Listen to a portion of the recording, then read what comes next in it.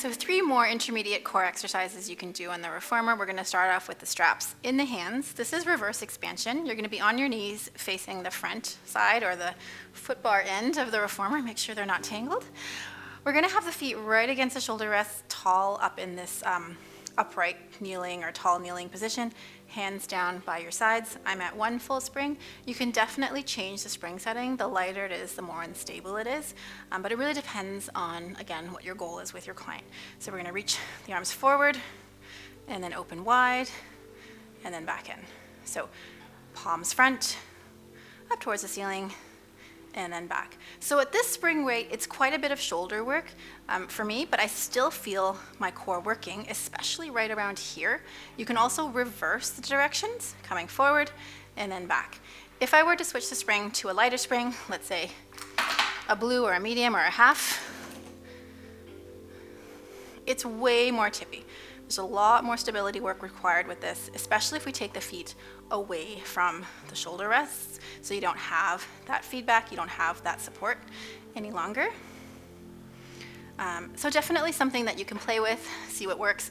When you are doing this with a client, I would advise that you stay close. Cue your client to sit down at the first moment of any sort of an instability.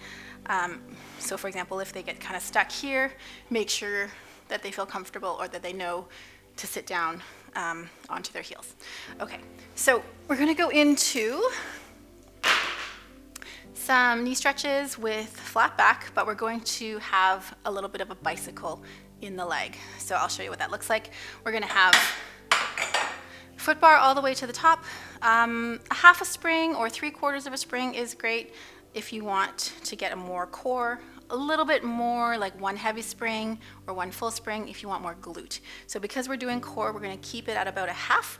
We're going to have feet against the shoulder rests, hands nice and wide on the foot bar. Bring those legs up into a hover. 1 leg is back here, and we're going to have this sort of bicycling. Tons of core, tons of quads coming in and out. So you can see how I really have to pull the carriage back in.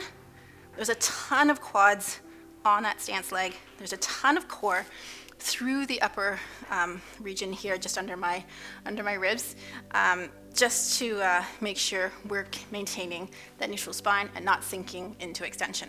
So if we take this exercise, there is something very similar. Reverse elephant.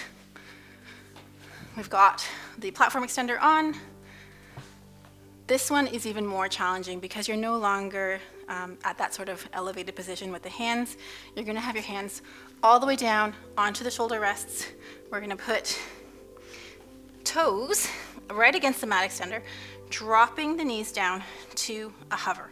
So this is sort of the easy way to kind of get into the core. If you wanted to, you can do this with 1 leg. Whew. So I don't know if I can talk and do this at the same time. A lot of shaking, a ton of quads, a ton of core, and then switching for balance. Whew, I'm sweating and coming back in.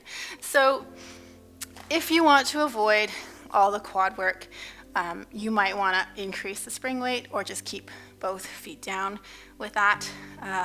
With all these exercises, you're absolutely getting some shoulder on top of everything else, so just be mindful of your client's limitations if you're going to be doing any of these.